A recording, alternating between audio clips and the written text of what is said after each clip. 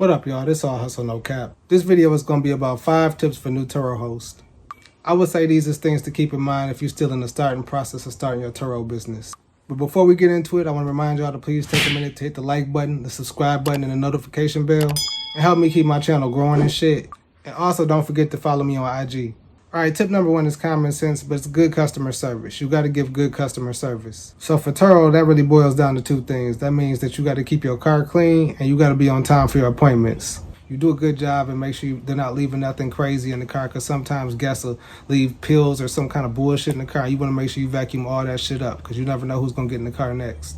Other than that, you know, when people are coming to rent your car, they don't want to jump in somebody's messy ass car and they'll leave you a bad review over that shit. So make sure you're keeping it clean, you're wiping down the steering wheel, just keeping everything straight and nice and fresh for the next guest. And as far as being on time, just make sure that you're on time for each guest. You don't want the guest to be sitting there waiting for you. A lot of times when people come to rent a car, they're on a tight schedule, so you don't want to make them be inconvenienced by you because you being late doing stuff at the last minute. Also, as far as punctuality, it's very important to be on time. A lot of times when people are renting a car, they're on a real time crunch, so you being late can throw a whole wrench in their plans. And if you fuck up their plans, you better believe they're going to throw that shit in a review. So we can avoid all of this and provide good customer service merely by keeping your car clean and being on time.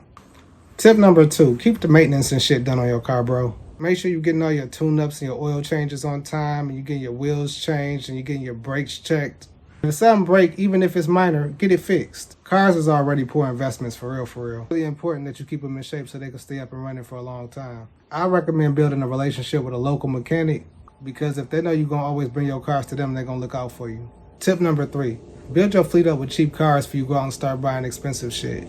A lot of times when people decide they want to be a Turo host, they want to jump right into a Benz or a Tesla or something fly like that. But honestly, I think it's smarter to start small with some cheaper cars. When I say cheap, I'm talking like $2,000 or $3,000, something that's not going to take too long to help you recoup your investment.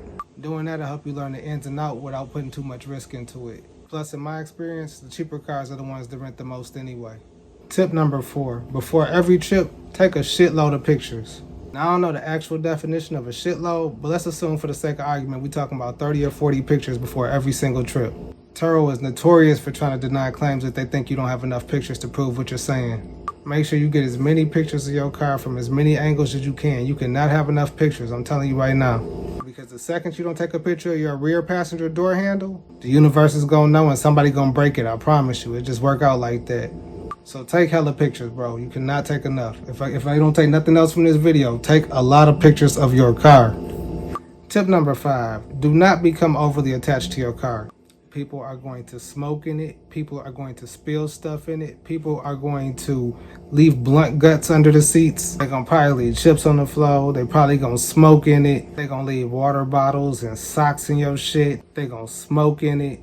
I done found panties and toothbrushes. They probably gonna smoke in your shit. And then sometimes your car just gonna come back smelling different, bro. And I'm not even talking about from smoke this time. I mean, like, sometimes people's bodies just be smelling funny. Like, sometimes it don't even stink. It's just a different smell. It's a lot of that going on. But just remember, this ain't your car no more. Once you put it on Turo, this car is for the streets. If you can't emotionally detach from your car, you're not ready for this business.